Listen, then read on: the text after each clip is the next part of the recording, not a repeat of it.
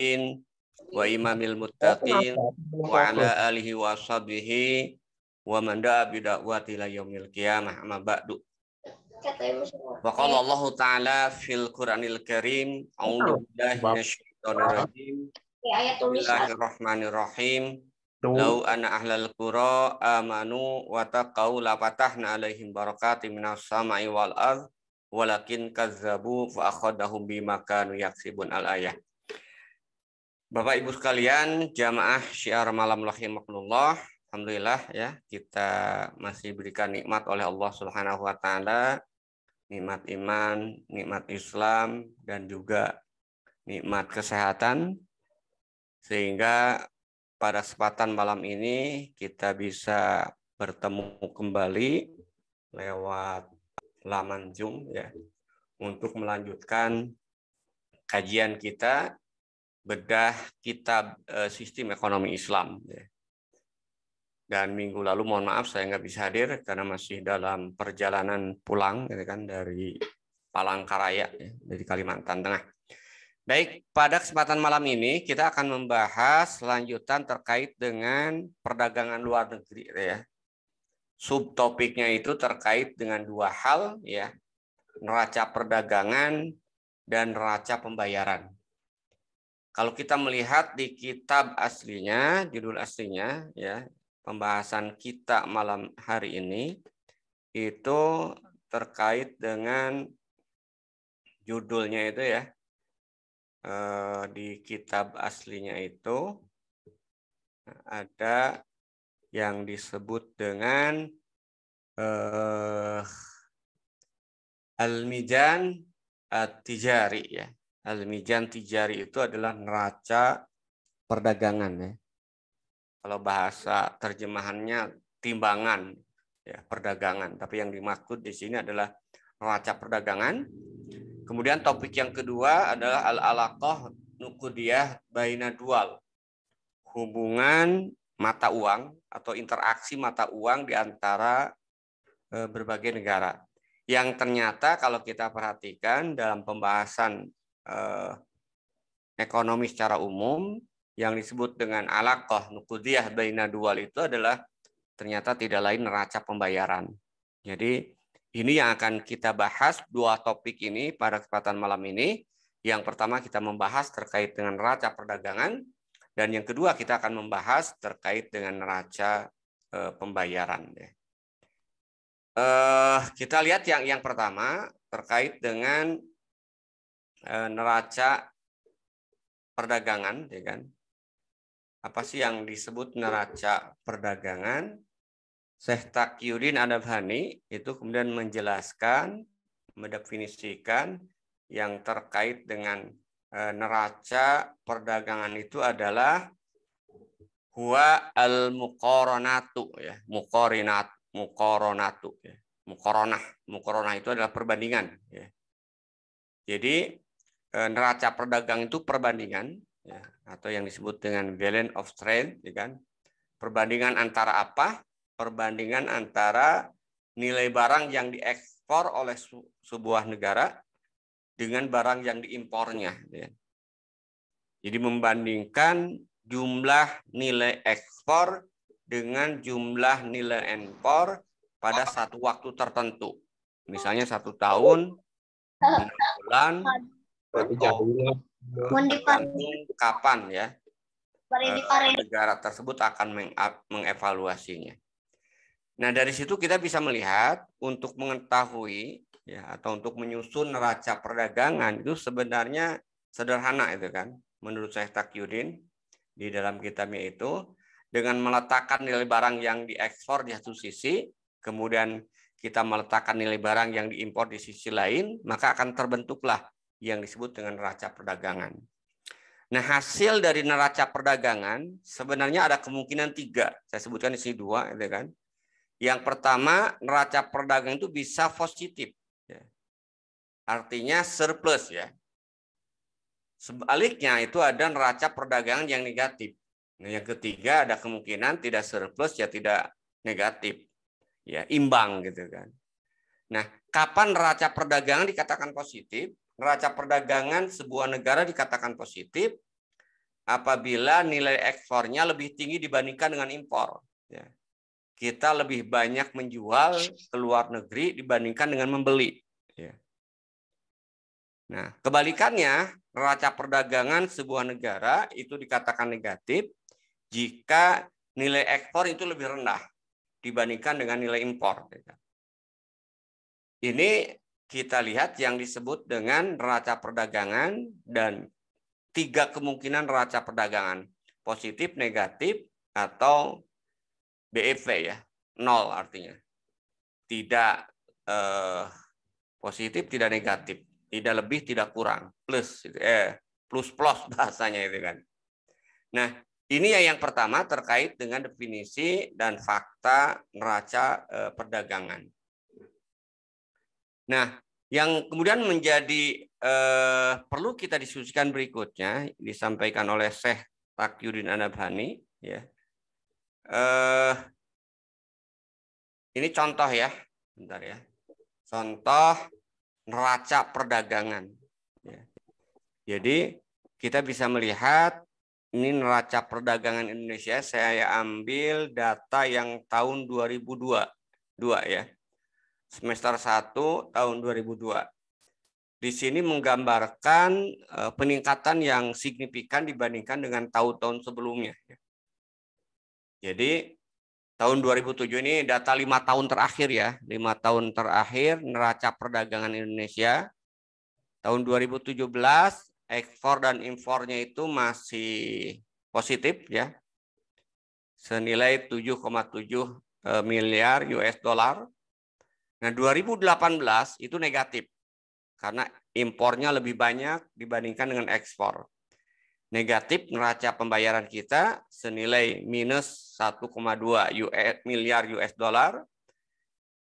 2019 juga masih minus ya. Lagi-lagi dengan nilai yang lebih tinggi minus 1,9 US dollar miliar dalam miliar. Nah, kemudian 3 tahun terakhir itu positif ya, 2020, 2021, 2002. Bahkan decline semester 1 22 ini adalah neraca perdagangan ya terbesar, surplusnya katanya sepanjang sejarah. Cuman nanti pertanyaannya adalah apakah surplusnya neraca perdagangan itu menunjukkan baiknya ekonomi sebuah negara dari sudut pandang rakyat, ya kan? Nanti akan kita lihat, ya kan?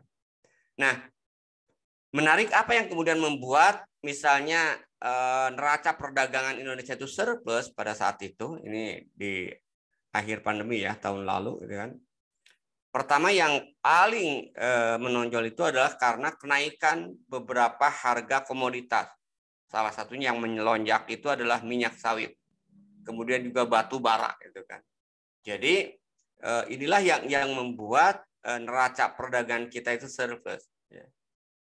Nah, tapi di sisi lain juga ada yang membawa berkah, yaitu pelemahan kurs rupiah, gitu kan. Jadi melemahnya nilai kurs rupiah itu justru membawa angin segar bagi neraca perdagangan, gitu kan. Nah, ini contoh ya, contoh neraca perdagangan Indonesia yang variatif. Surplus, kemudian negatif, kemudian surplus, dan kemudian meningkat di tahun 2022. Berikutnya adalah kalau kita lihat dari fakta tersebut, nah apakah makna neraca perdagangan yang surplus itu seperti apa? Apakah memang itu menguntungkan, rugi, ya? Termasuk juga kalau kita lihat dampaknya terhadap ekonomi rakyat, ya kan? Nah, kalau kita maknai secara sepintas, sebuah neraca perdagangan yang surplus itu adalah berarti neraca perdagangan tersebut secara ekonomi itu menguntungkan bagi negara tersebut. Kenapa kemudian neraca perdagangan yang surplus itu menguntungkan bagi sebuah negara? Yang pertama, kalau kita lihat faktanya atau maknanya, neraca perdagangan yang surplus itu adalah berarti negara tersebut memiliki tagihan lebih ya, kepada negara lain karena ada perbedaan nilai barang ekspor kita dengan nilai barang impor kita. Jadi ini bisa antar negara, karena nanti faktanya kalau kita lihat kan neraca perdagangan itu antar negara, walaupun nanti bisa digabungkan ya secara keseluruhan. Tapi biasanya antar negara nanti setiap negara bisa surplus, bisa negatif, ya, bisa juga kemudian balance itu kan seimbang. Ya. Nah tapi secara keseluruhan ya itu juga sama, bisa surplus, bisa negatif, bisa juga kemudian seimbang. Itu yang pertama. Berarti keuntungannya kita memiliki tagihan. Karena kita memiliki tagihan, berarti kita memiliki devisa, cadangan devisa. Ya. Yang kedua, akibat permintaan pihak luar terhadap mata uang kita. Ya. Karena kan tadi dampak dari nilai ekspor kita yang surplus itu kan mengakibatkan permintaan terhadap mata uang kita meningkat. Nah, sehingga ini juga bisa menguatkan penguatan nilai rupiah, nilai mata uang negara itu. Sehingga akhirnya apa? Ya tadi itu kan ini memiliki dampak positif ya bagi perekonomian sebuah negara. Kalau kita lihat sepintas ya kan. Tapi nanti kita lihat telaah lebih mendalam ya kan. Nah, dari situ ya. Nah, cuman pertanyaannya kalau tadi secara sepintas itu neraca perdagangan yang surplus itu menguntungkan ya. Cuman yang jadi pertanyaan berikutnya adalah bagi rakyat ya, atau bagi ekonomi nasional, apakah neraca perdagangan yang surplus itu menunjukkan ekonomi nasional yang sehat? Ya. Tadi ya kan kita lihat kan neraca perdagangan Indonesia di semester 1 2022 itu kan wah surplusnya luar biasa. Katanya ini terbesar sepanjang sejarah. Ya. Pertanyaannya, apakah itu menunjukkan ekonomi nasional kita sehat? Tentu jawabannya sudah saya jawab langsung di sini. Syekh Taqiyuddin mengatakan tidak. Ya. Atau faktanya memang tidak. Kenapa kemudian dikatakan tidak sehat? Karena menurut Syekh Taqiyuddin dijelaskan di situ disebutkan ya ada dua itu kan. Kenapa dikatakan bahwa neraca perdagangan yang surplus itu tidak menunjukkan sehatnya ekonomi sebuah negara? Ya. Karena kalau kita lihat neraca perdagangan itu tidak memberikan gambaran yang benar tentang ekonomi dalam negeri atau yang sering kemudian kita sebut dengan pendapatan nasional. Jadi fakta kita sudah lihat tadi ya. Ini kembali ke contoh sebelumnya ini ya. Ini kita lihat surplus ya kan. Surplus didapatkan 24,9 miliar US dollar. Pertanyaannya adalah siapa yang menikmati ya ekspor tersebut, hasil ekspor tersebut.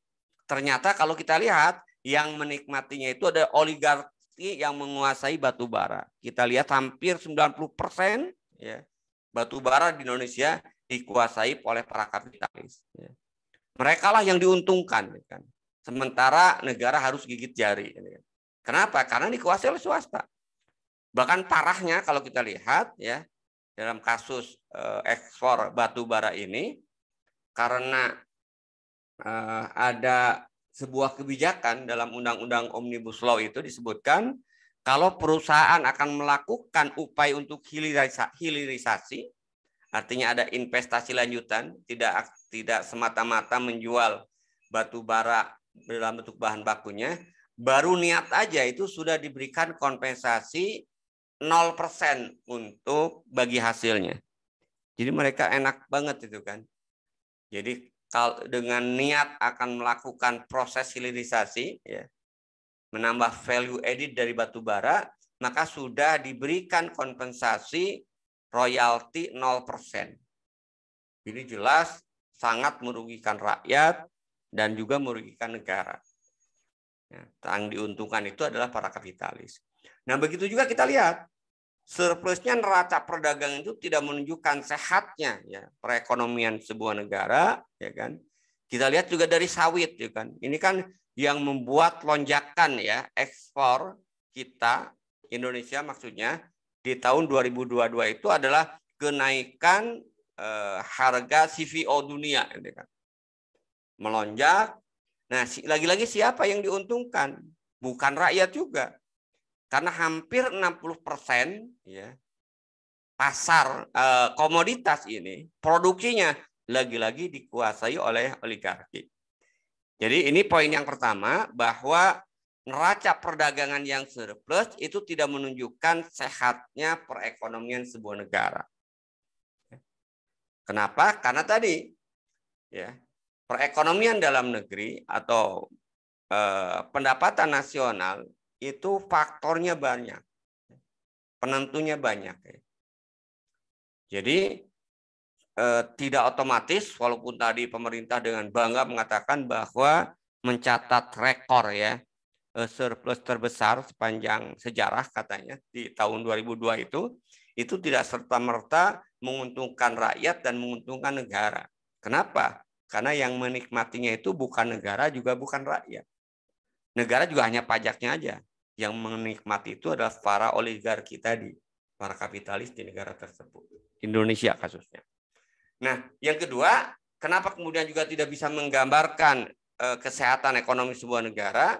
Ya, neraca perdagangan faktanya itu hanya memberikan gambaran aja tentang perdagangan luar negeri. Hanya itu aja itu kan. Jadi hanya memberikan gambaran ekspor lebih besar dibandingkan dengan impor. Itu kalau surplus ya. Ekspor lebih rendah dibandingkan dengan impor. Kalau itu negatif. Dan neraca pembayaran, neraca perdagangan yang negatif itu juga belum tentu jelek juga. Nanti kita lihat ya, tergantung sudut pandangnya, tergantung apakah ada kepentingan lain nggak selain dari kepentingan bisnis, gitu kan. Nah, ini yang ketiga ya, yang terkait dengan apakah neraca perdagangan yang surplus itu menggambarkan kesehatan ekonomi sebuah negara? Jawabannya tidak, gitu kan. Nah, berikutnya, nah ini kembali ya, kalau tadi kan sepintas neraca perdagangan yang surplus itu menguntungkan. Pertanyaannya, betulkah itu menguntungkan? Sepintas memang menguntungkan, kan? Ada cadangan devisa. Nah, tapi kalau kita perhatikan, ya, Syekh Taqiyuddin menjelaskan lebih detail, lebih rinci, bahwa neraca perdagangan yang surplus dari sebuah negara itu tidak menunjukkan, belum tentu menguntungkan, maaf, bukan tidak menunjukkan, itu belum tentu menguntungkan. Kenapa? Nah, ini ada 5 ya. Ada 5 alasan yang dikemukakan oleh Syekh Taqiyuddin Nabhani ya, bahwa neraca perdagangan yang surplus itu belum tentu menguntungkan. Yang pertama, beliau menyebutkan bahwa la yasihu ayyukhrasu ala ayyakuna mijanu tijari li solihina illa idzalam takun daulah agrada ukhron. Jadi memang neraca perdagangan yang positif tadi, yang surplus tadi, memang bisa menguntungkan kalau tidak ada bagi negara itu tujuan yang lain. Jadi kalau semata-mata hanya faktornya itu adalah materi, ya, jadi tidak ada faktor yang lain, maka bisa jadi menguntungkan memang.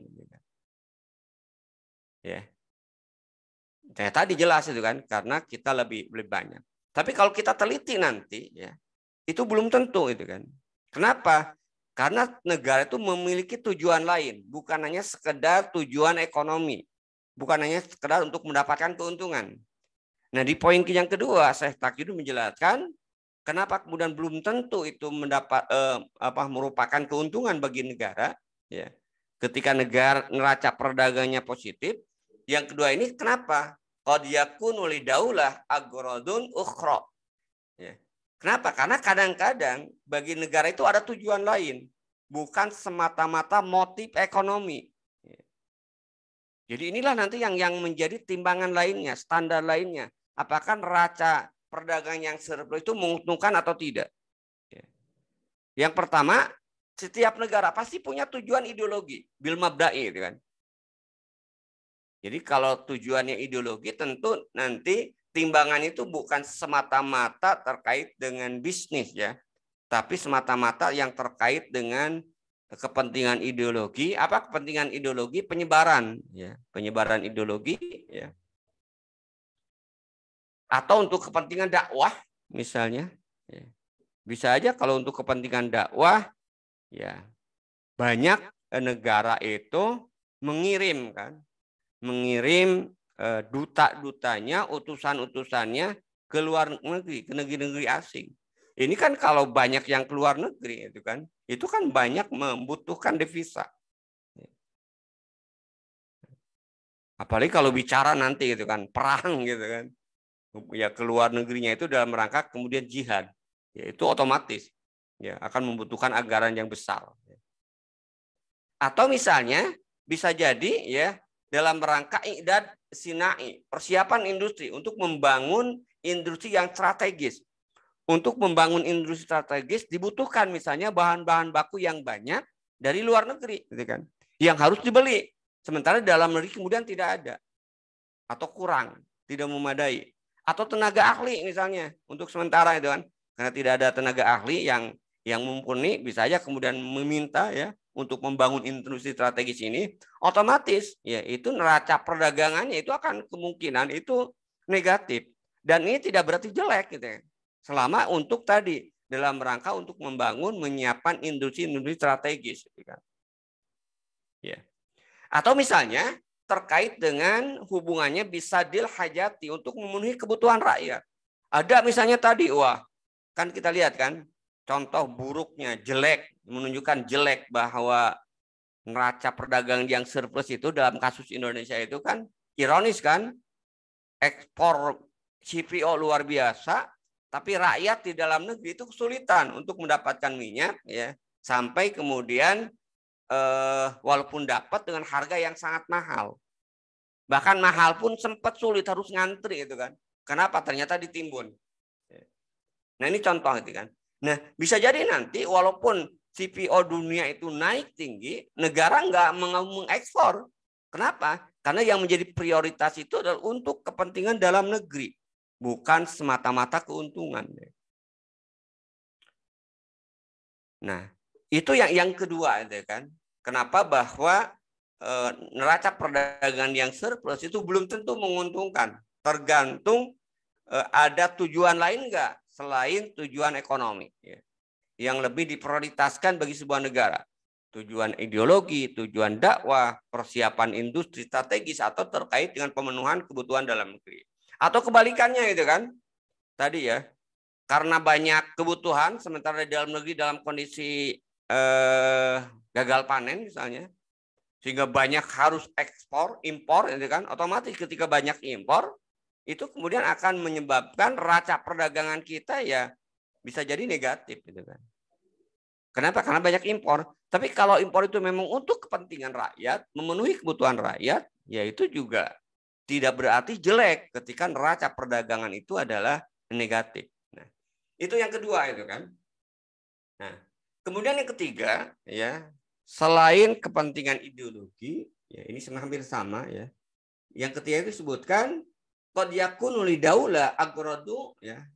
Kadang-kadang bagi negara itu ada tujuan yang terkait dengan umuri siasa, perkara politik ya. Jadi untuk melihat bagaimana kedudukan posisi negara dalam interaksi perdagangan internasionalnya. Nah, tentu ini akan memainkan peran ya. Bagaimana strategi-strategi yang dilakukan oleh negara agar ya tentu tujuannya itu adalah tadi ya secara politik. Jadi kalau kita lihat kan politik luar negeri daulah Islam itu tidak lain adalah dakwah dan jihad ya. Sehingga motif-motif ekonomi ini harus kemudian ya bukan diabaikan gitu kan. Tidak menjadi pertimbangan utama kalau kaitannya dengan tadi terkait dengan politik internasional. Nah, kemudian yang berikutnya kalau kita lihat, jadi yang keempat ini ya disebutkan ingkana lidaulah gharadun maksudun fa innahu yatma'u al maksud. Jadi karena itu jika negara memiliki maksud tadi ya, maksud yang lain bukan semata-mata motif ekonomi, maka sesungguhnya tadi ya politik dagangnya, politik perdagangannya, ya, strategi ekspor impornya tentu mengikuti tujuan tersebut, maksud tersebut. Ya. Nah sehingga bisa jadi tadi neraca perdagangannya itu tidak positif, tidak negatif, tidak positif ya. Kenapa? Karena ada maksud lain. Kemudian yang terakhir di sini disebutkan, kalau kita perhatikan terkait dengan perdagangan internasional, memang itu ada sudut pandang ribhun ya, keuntungan. Akan tetapi keuntungan tersebut tentu adalah dalam konteks sudut pandang negara, bukan semata-mata sudut pandang individu.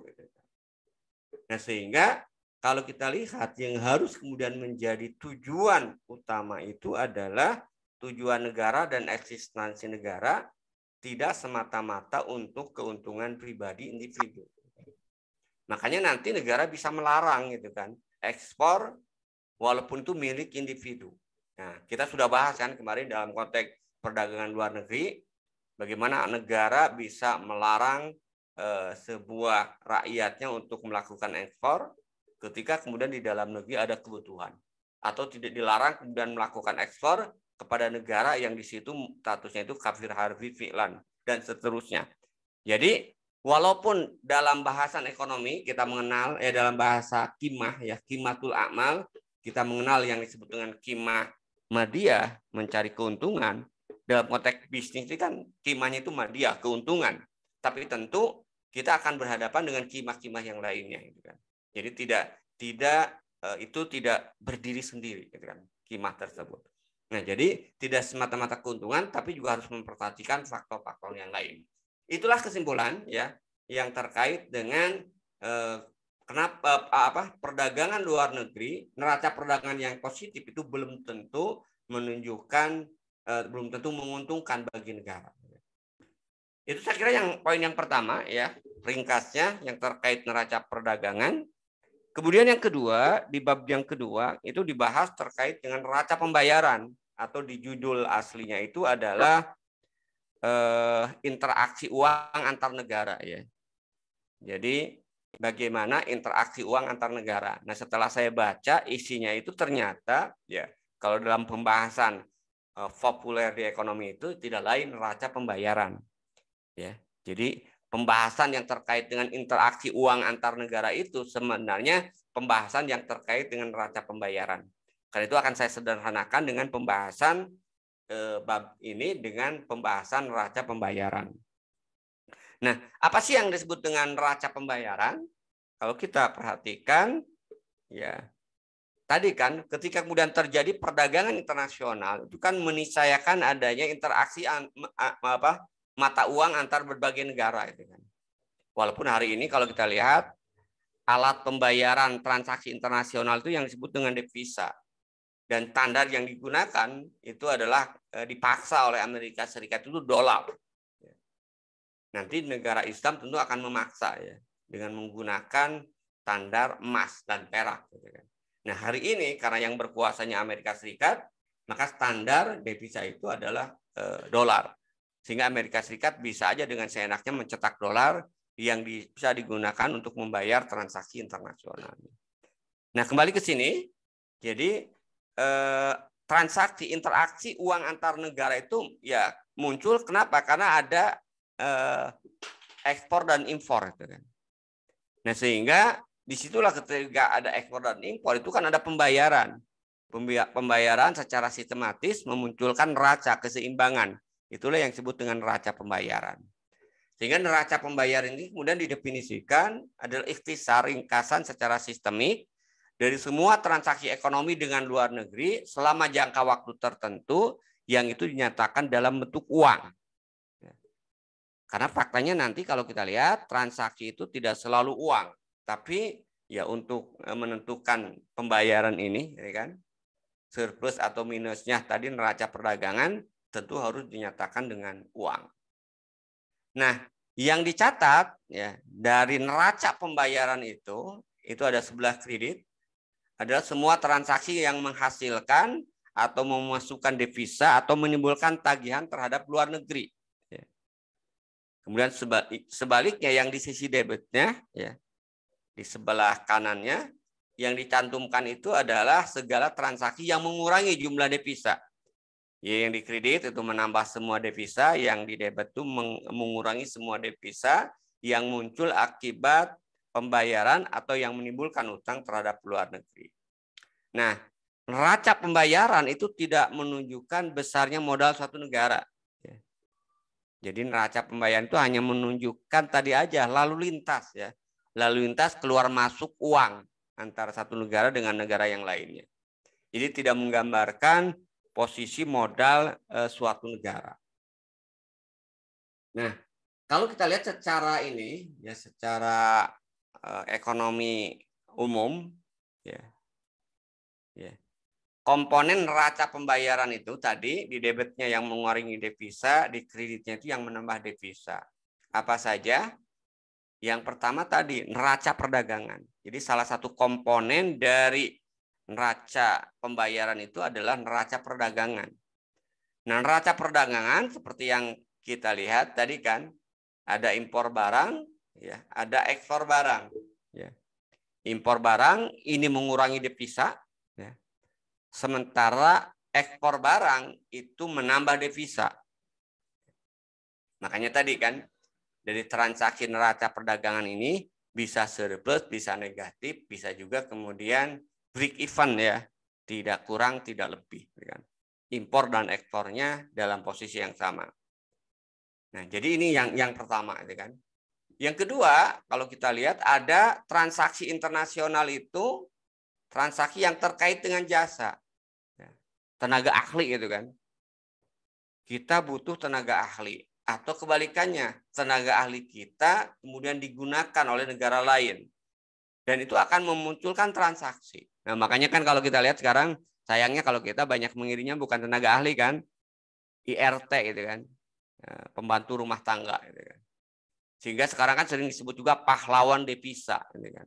Kenapa? Ya karena mereka menyumbang pendapatan negara dengan memberikan jasanya di luar negeri, walaupun menjadi pembantu. Jadi dari jasa ini ya bisa, jasa ini tadi ya bisa bentuknya itu adalah angkutan, bisa asuransi, bisa perantara dagang, perbankan maupun juga aktivitas pariwisata. Kemudian rasa hasil modal yang mempengaruhi ini dalam kapitalis ya, keluar masuknya tadi ya utang, ada bunga, ada dividen, ada upah tenaga kerja. Nah, ini ada upah tenaga kerja, ya kan? Ada juga hadiah atau hibah yang diberikan oleh sebuah negara, itu kan, kepada negara yang lain. Nah, kemudian yang berikutnya ada neraca lalu lintas modal. Ini terkait dengan masuknya uang tanpa diikuti dengan barang, bukan ekspor impor maksudnya. Ini disebut dengan neraca lalu lintas modal.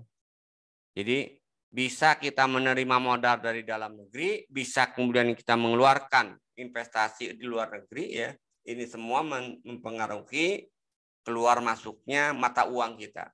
Ya. Termasuk juga pembelian surat-surat berharga secara internasional, ada bantuan luar negeri ya. Nah, kemudian yang terakhir ada neraca lalu lintas moneternya gitu kan. Yaitu penambahan cadangan devisa atau pengurangan cadangan devisa. Caranya seperti apa ya tadi? Bisa dengan meminjam atau jika bisa menciptakan, mencetak uang. Nah, ini contoh itu kan. Ini contoh neraca pembayaran sebuah negara, ya kan? Digambarkan seperti ini ya.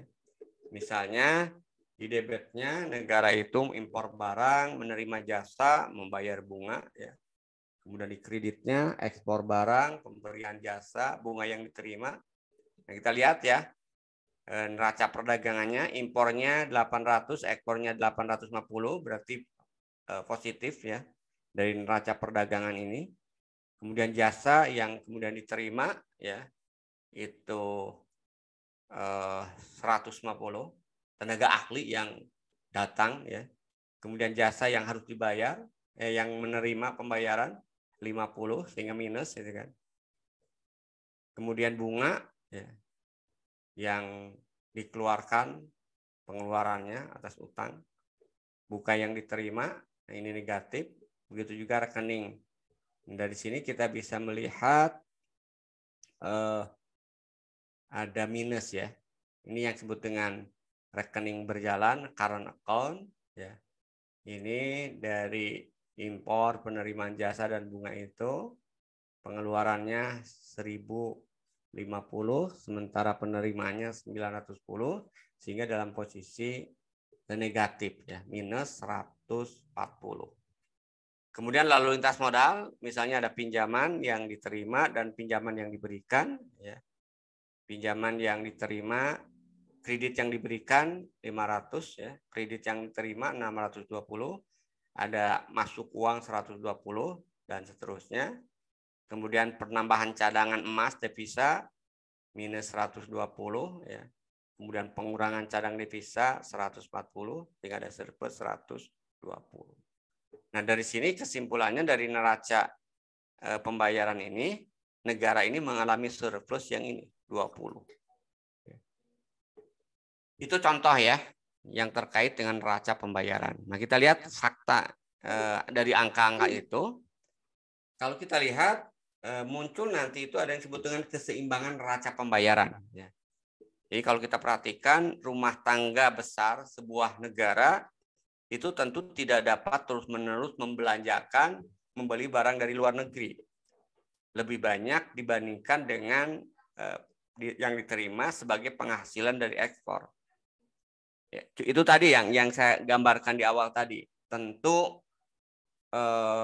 kalau misalnya sebuah negara lebih banyak mengandalkan impornya, itu kan akan memunculkan ya itu namanya ketergantungan. Jadi yang ini yang berbahaya gitu kan.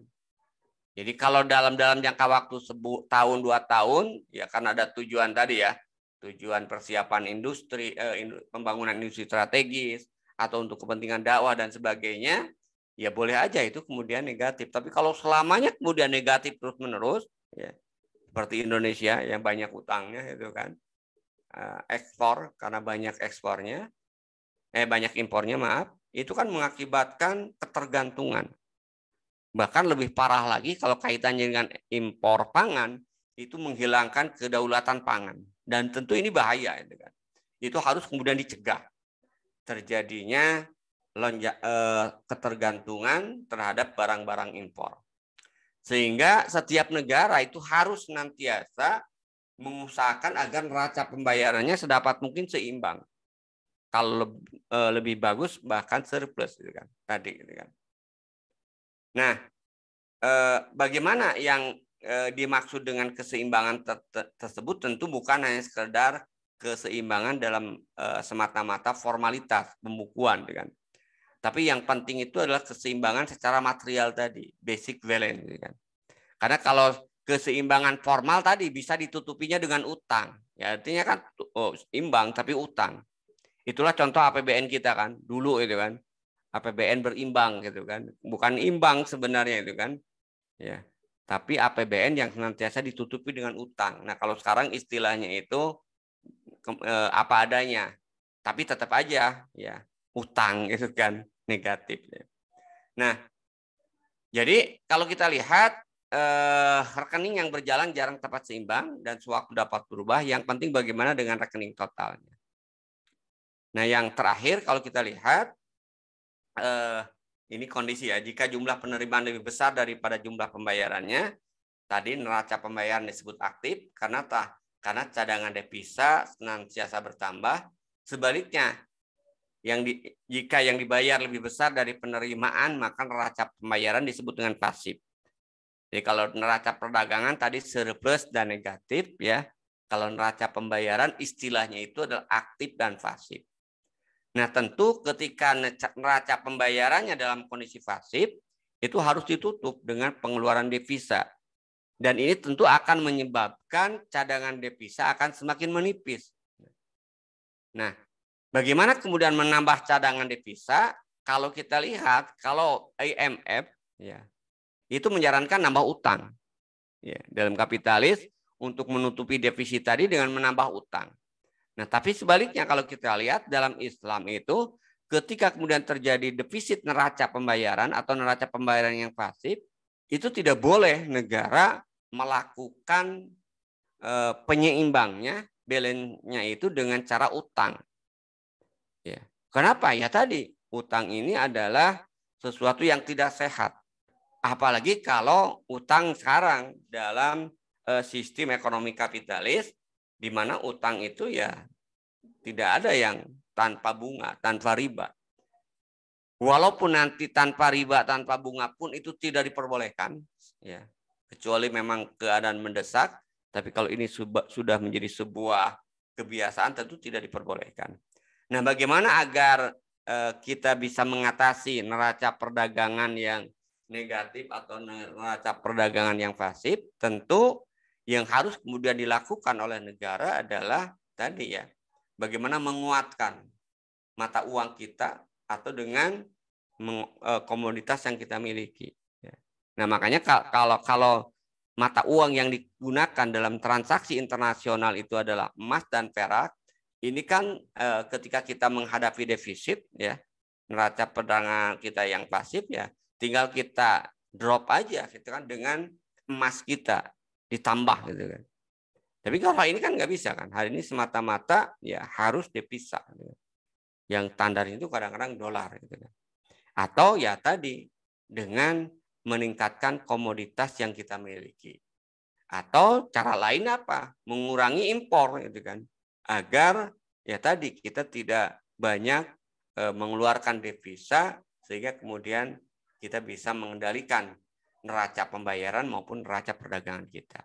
Itu ya barangkali yang bisa saya sampaikan untuk 2 bab ya pada kesempatan malam ini ya terkait dengan neraca perdagangan dan neraca pembayaran. Saya kembalikan ke Kang Mirza ya, kalau ada yang mau didiskusikan, mangga. Terima kasih. Assalamualaikum warahmatullahi wabarakatuh. Waalaikumsalam warahmatullahi wabarakatuh. Alhamdulillah sudah sama-sama kita dengarkan bersama. Walaupun tadi melihat banyak sekali penjelasan-penjelasan yang rumit ya, apalagi yang backgroundnya bukan orang ekonomi, pasti wah ini apa nih? Mulai panas nih kepalanya. Baik Bapak Ibu yang dimuliakan Allah Subhanahu wa taala, walaupun sepanas apapun kepala kita malam hari ini mikirnya, tetap harus dibawa dingin, dan cara mendinginkannya adalah dengan bertanya. Silahkan, yang mana yang membuat kita panas, yang mana yang membuat kita pusing, silahkan ditanyakan. Enggak Bapak Ibu, boleh ditulis di kolom komentar, boleh juga di unmute, langsung saja ditanya kepada Ustadz. Ini ada lebih kurang 24 peserta nih Ustadz. Sama admin, ada 20 peserta. Pak Ibu yang ingin bertanya, silahkan.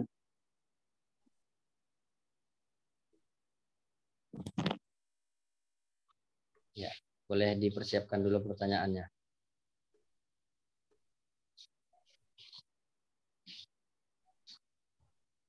Kalau tidak ada, selesai kita... berarti 1 jam.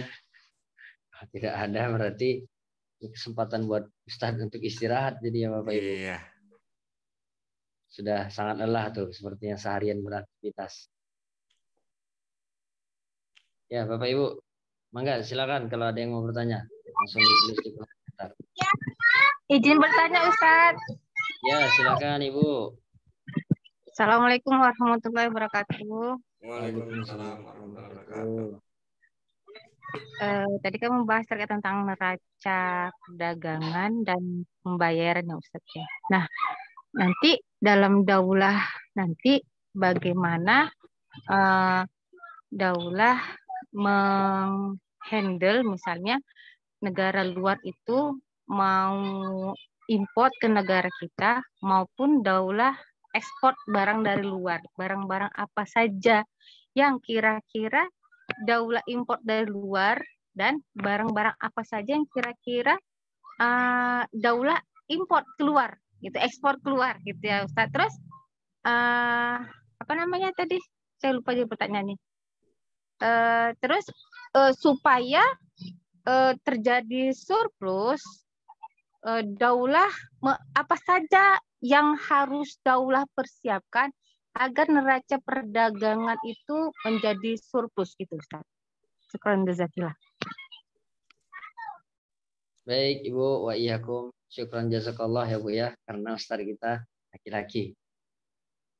Baik Ustaz, pertanyaannya tadi setidaknya ada dua. Yang pertama adalah trik ya, triknya bagaimana kemudian neraca perdagangan itu bisa surplus. Yang kemudian yang kedua adalah barang apa saja yang boleh diekspor dan diimpor.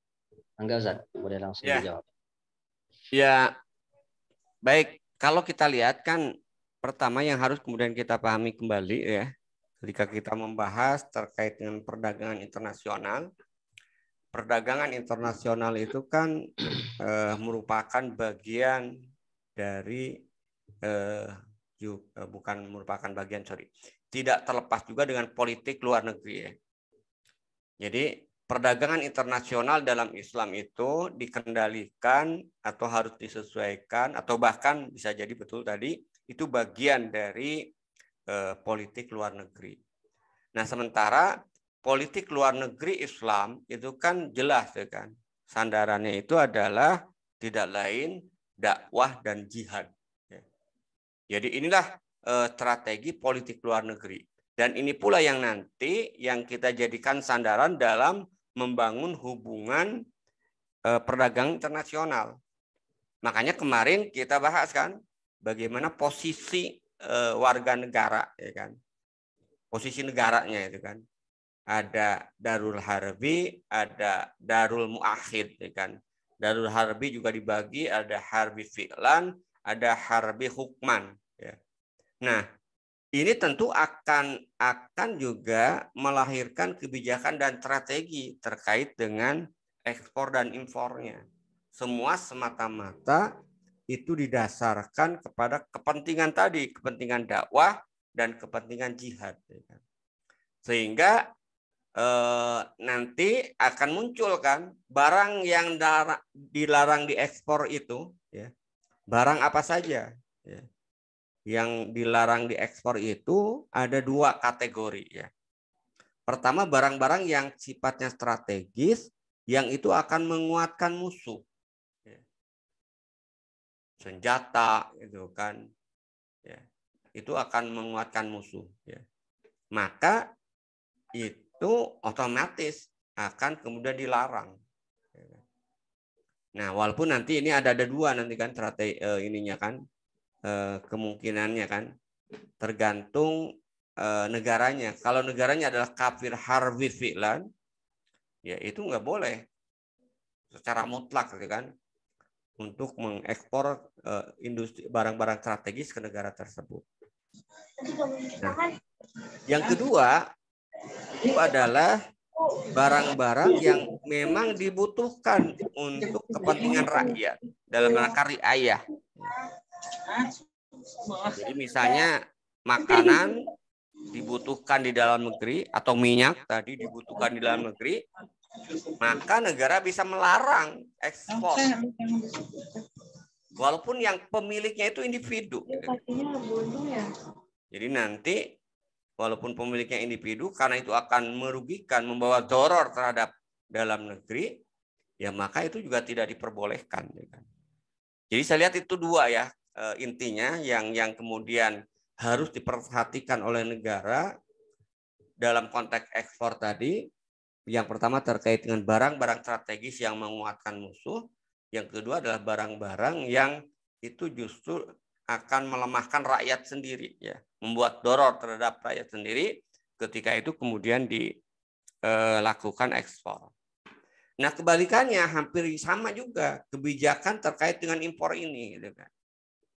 Jadi impor yang harus kemudian dilakukan oleh negara, pertama berarti impor itu harus benar-benar barang-barang yang sifatnya strategis dan memang dibutuhkan. Gitu kan.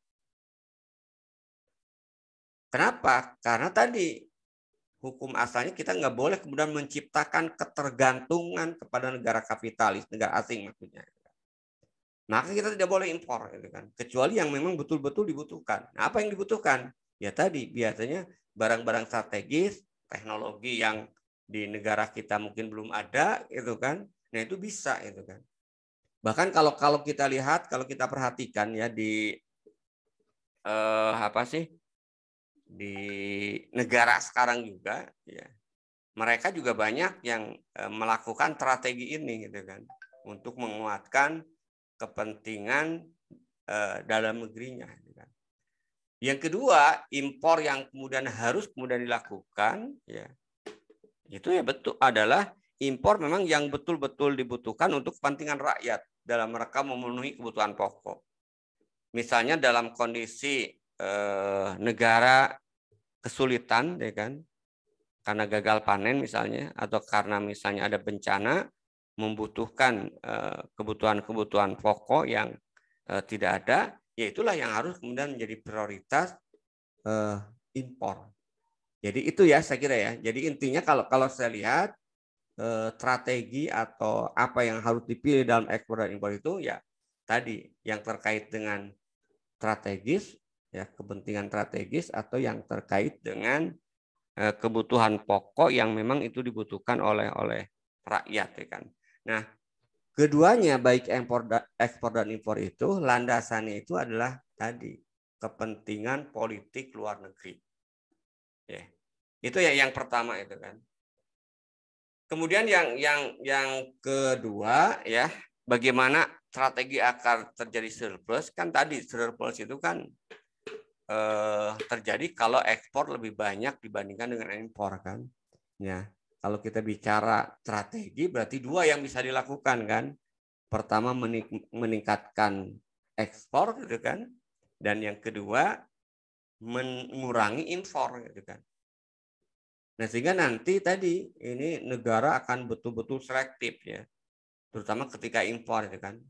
Ketika impor, maka tadi itu kembali kepada strategi tadi ya. Impor itu harus pada barang-barang yang betul-betul dibutuhkan. Tidak boleh impor yang itu bahkan membuat doror ya, terhadap industri dalam negeri. Ya. Nah, kalau sekarang itu kan landasannya itu impor ekspor itu bukan kebutuhan rakyat. Ya, sekarang itu sudah dikendalikan oleh mafia rente. Ya, ekspor dan impor itu semata-mata para kapitalis yang menguntungkan para kapitalis, kan, bukan untuk kepentingan rakyat. Itu yang terjadi hari ini. Itu ya barangkali ya, Ibu Ustazah Nur Lela, ya, Bang Mirja, Kang Mirja. Gitu ya. Alhamdulillah, Allah sudah terjawab tadi Ibu, 2 pertanyaan sekaligus dijawab. Ini sebenarnya materi di pertemuan lalu ini Ustaz ya, terkait dengan barang apa saja yang boleh diekspor dan diimpor. Ya, buat Bapak Ibu jamaah yang ingin tidak ketinggalan ya, agar tidak ketinggalan materi, boleh dicek di Syiar Malam channel di YouTube, karena bisa jadi ada materi-materi yang saling berkesinambungan, seperti contohnya malam hari ini. Ya, boleh dicek di YouTube nanti Bu. Jadi biar sempat untuk di-subscribe dan kemudian di-share ya. Saat ini ada pertanyaan lagi dari jamaah Ibu atau Bapak nih, dari Om Maya Ridha. Assalamualaikum Ustaz. Bagaimana nanti negara ketika melakukan perdagangan luar negeri? Apakah menggunakan mata uang dinar dan dirham ataukah barter? Tujuannya agar tidak banyak keluarnya dinar dan dirham tersebut. Enggak, Ustaz? Ya. Jadi ya kalau kita lihat kan pertama gini ya, dalam konteks transaksi internasional ya, kita sudah bahas di pembahasan awal ya kan, negara khilafah itu harus bukan memaksakan ya kan, menjadikan emas dan perak itu sebagai alat pembayaran internasional. Tidak boleh kemudian menggunakan mata uang negara tertentu gitu kan. Tidak boleh seperti sekarang menstandarkan kepada dolar misalnya. Jadi harus menggunakan mata uang ya, atau alat pembayaran emas dan perak. Nah, bagaimana kemudian strateginya nanti ya, kan nanti kalau kebanyakan emas dan perak yang keluar itu juga akan membahayakan gitu kan, membuat stabilitas dalam negeri juga terganggu. Ya tadi, ya bisa dilakukan dengan tadi. Ketika kemudian kita impor, ya kan, maka harus diupayakan, ya kan, barang yang kita butuhkan itu bisa dibarter dengan barang yang diproduksi kita. Ya. Jadi menurut saya dua strategi itu, strategi yang utama memang tadi kita sih diupayakan tidak keluar ya, tidak keluar uang ya, emas maupun perak gitu kan. Tapi diupayakan ketika kita mengimpor itu ada barang kita yang kemudian diterima ya atau dibutuhkan oleh negara lain gitu kan. Ini yang harus kemudian diupayakan ya kan. Sehingga tadi tidak menyebabkan emas kita kemudian keluar ya kan. Jadi itu ya Om Yadza ya. Jadi dua-duanya saya kira bisa dilakukan ya. Pertama ya menggunakan dinar dirham, tapi tentu yang lebih strategis, lebih diutamakan itu adalah tadi dengan membayar produk barang yang kita miliki gitu kan. Nah, sehingga ini nanti kan berarti harus pilih-pilih gitu kan. Nah, ini strateginya kan berarti kan. Strategi negara ketika akan mengimpor. Misalnya ya ada barang X ya yang kita butuhkan untuk kepentingan rakyat ya kan. Nah, barang X ini dijual oleh atau ada di negara ABC misalnya itu kan. Ya, kita harus memilih itu kan, harus memilih di antara negara yang ada itu ya, yang memiliki barang yang kita butuhkan ya. Siapa di antara negara itu yang mereka membutuhkan produk yang kita miliki ya. Sehingga akan terjadi barter tadi gitu kan. Sehingga ketika terjadi barter itu kan tadi kan dampak positifnya kan akan juga meningkatkan ya produksi dalam negeri, menguatkan produksi dalam negeri ya. Nah, sehingga impor itu betul-betul dibayar dengan hasil produksi barang yang kita butuhkan dari value added ya yang ada dalam negeri. Itu ya barangkali ya. Baik, Bu Omaya Ridho, tadi sudah terjawab oleh Ustadz pertanyaannya. Kita lanjut ke pertanyaan Ibu Atikah. Izin bertanya Ustadz, ya diizinkan Bu. Bolehkah Daulah Islam meminta pinjaman kepada negara lain yang bukan kafir harbi fi'lan tanpa syarat yang melanggar hukum syara? Nah, ini mangga Ustadz dijawab. Iya, kembali ke hukum asal ya. Sebenarnya hukum asal utang itu boleh, tidak haram ya kan. Utang kemudian menjadi haram kalau ada riba, kalau ada tadi ya jalan untuk menguasai negara gitu kan atau mengendalikan gitu kan. Itu yang pertama hukum asalnya itu kan. Jadi hukum asalnya itu adalah negara boleh gitu kan berutang ya kan, tidak asalkan tadi tidak ada riba, tidak ada jalan untuk dikendalikan oleh negara pemberi utang. Misalnya kalau ini katakanlah negara kafir muakhid ya kan. Nah, tapi tentu itu juga solusi terakhir kalau ya apa istilahnya itu utang itu tidak bisa dipenuhi di dalam negeri gitu kan. Jadi sebenarnya dalam sejarah panjang ya Daulah Khilafah di awal-awal tuh nggak pernah itu kan ada pinjam meminjam ke luar negeri itu kan. Karena memang sudah cukup ya. Ya kecuali di akhir masa Utsmani aja ketika mereka dalam kondisi lemah itu kan, ya kan. Kemudian juga sebenarnya bukan hanya sekedar lemah itu kan, melemah dari sisi fisik ya, tapi juga saya lihat karena tadi itu kan terjebak gitu kan, mulai terjebak dengan jebakan-jebakan pinjaman, ya. Sehingga akhirnya kemudian dengan jebakan-jebakan pinjaman yang tadi kan, kalau kita lihat kan di masa akhir kekuasaan Utsmani itu kan Eropa sedang mulai naik daun gitu kan, kemajuan sains dan teknologinya itu kan. Nah disitulah kemudian muncul kan diiming-iming gitu kan, diiming-iming ya bantuan, tapi ya tadi dengan cara utang, ya. Adopsi teknologi, ya, tapi dengan cara utang gitu kan. Nah, ini yang terjadi itu kan. Jadi ya hukum asalnya boleh, ya, tapi dengan tetap memperhatikan tadi itu kan. Ya. Tidak boleh riba, tidak boleh menjadi alat penjajahan, dan juga tidak boleh tadi kan menciptakan ketergantungan. Dan yang keempat tentu setelah pinjaman dalam negeri itu tidak didapatkan. Itu ya barangkali. Alhamdulillah sudah terjawab Bu Atika. Ini ada satu pertanyaan terakhir Ustadz dari Pak Herman Basir. Ya, pertanyaannya, bagaimana strategi daulah melakukan pemerataan kesejahteraan ekonomi kepada umat yang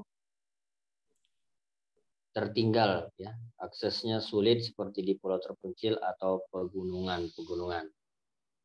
Enggak, Ustadz? Ya, kalau kita lihat kan bisa dilakukan dengan dua cara ya. Yang pertama pembangunan dilakukan di daerah terpencil tersebut, ya kan. Pembangunan ekonomi maksudnya. Sehingga nanti ya daerah terpencil tersebut bisa ya meningkat ya, atau menghasilkan produk-produk kemudian yang dibutuhkan, ya kan. Dan yang kedua tentu ya membangun infrastruktur, gitu kan. Membangun infrastruktur baik jalan ya ataupun tadi akses yang bisa kemudian dijangkau. Nah, sehingga kemudian ya tadi daerah tersebut tidak terisolir, gitu kan. Jadi kan sebenarnya sekarang itu ya yang tidak dilakukan itu, gitu kan. Ya. Ada salah dalam prioritas pembangunan, gitu kan. Misalnya kemarin itu kan Pak Yusuf Kala mengkritik ya pemerintah itu banyak membangun jalan tol yang tidak dibutuhkan oleh rakyat, ya kan. Sementara ya jalan-jalan yang di dalam tadi ya di pedalaman ya bahkan di daerah-daerah tertentu yang terpencil itu kemudian tidak dibangun. Bahkan yang ironis kan yang dekat dengan Jakarta aja, maksudnya Jawa itu kan sempat heboh. Saya lupa Lampung atau Bengkulu ya, Lampung ya, yang sempat heboh itu ya kan, yang bertahun-tahun jalannya kemudian rusak gitu kan. Pada saat yang sama itu kan, ya pemerintah pusat membangun kemudian tol ya. Nah ini jadi kalau saya lihat kan sebenarnya strateginya sederhana itu kan. Strateginya sederhana, tinggal menjalankan dan juga apakah ada prioritas ya atau aulawiyat ya, prioritas bagi negara untuk mewujudkan kesejahteraan bagi masyarakat. Sekarang itu teknologi itu kan sudah semakin canggih lah ya. Jadi baik sarana transportasi ya maupun juga teknologi ya, yaitu sebenarnya bisa ya untuk mewujudkan kesejahteraan ekonomi pada daerah-daerah yang terpencil ya. Ya, pesawat terbang banyak gitu kan. Kalau pulau-pulau tadi juga dengan perahu atau juga kapal laut juga mudah gitu kan. Jadi sekarang itu yang tidak ada itu sebenarnya political will aja ya, untuk mensejahterakan rakyat ya kan. Jadi bukan tidak ada teknologi dan tidak ada alat ya kan. Yang tidak ada itu adalah political will, kebijakan pemerintah untuk mensejahterakan rakyat. Nah, beda nanti dengan negara Islam ya, daulah, karena memang politik ekonominya itu kan sudah jelas ya kan. Politik ekonominya itu adalah menjamin kebutuhan pokok bagi setiap rakyat ya, individu ya. Baik di daerah kota maupun juga di daerah terpencil, ya kan. Maka ya tentu ini akan menjadi prioritas pembangunan infrastruktur agar bisa menjangkau kebutuhan dan aksesnya itu kemudian sampai ke daerah-daerah terpencil baik di pegunungan maupun juga di pulau-pulau terluar. Itu ya barangkali. Baik, alhamdulillah Pak Herman Basir sudah terjawab pertanyaannya. Kalau ada mau konfirmasi lagi, enggak? Silahkan. Kalau tidak ada, kita akan cukupkan pertemuan malam hari ini. Bapak Ibu yang lain, tidak ada juga. Ya, terima kasih kembali untuk Pak Herman. Bapak Ibu yang lain, jika ada pertanyaannya yang berhubungan dengan kajian malam hari ini, boleh dikirimkan langsung ke admin, dijapri langsung ke admin.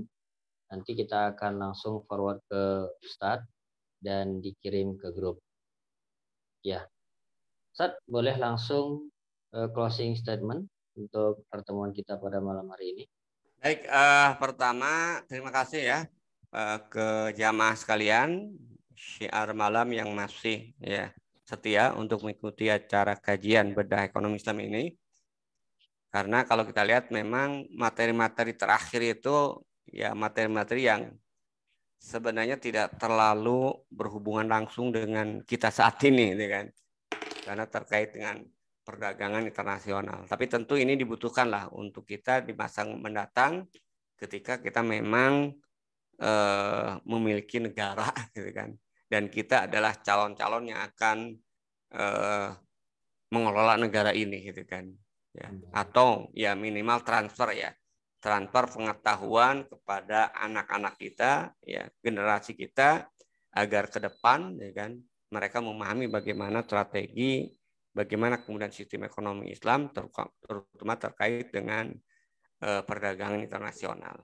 Kita masih menyisakan satu topik ya di bagian akhir di sistem ekonomi Islam ini, yaitu terkait dengan